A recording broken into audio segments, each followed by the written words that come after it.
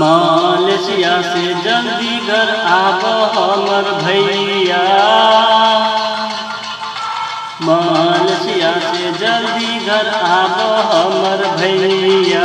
Malaysia से जल्दी घर आब हमर भैया। एले राखी के त्योहार छे, खुशी के उपहार राखी बान्हब हो, बान्हब हो। मलेशिया से घर जल्दी आब हमर भैया। मलेशिया से घर जल्दी आब आजा भैया। एले राखी के त्योहार छे, खुशी के उपहार राखी बान्हब हो, बान्हब हो। हर राखी में याद करे छियौ बहिना, हर राखी में याद।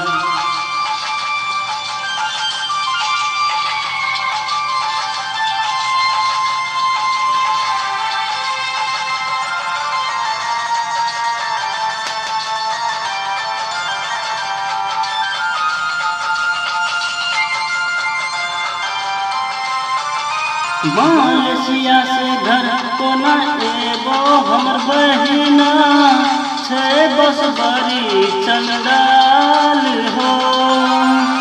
मलेशिया से घर कोना एबो हमर बहिना, छे बस बड़ी चंडाल हो।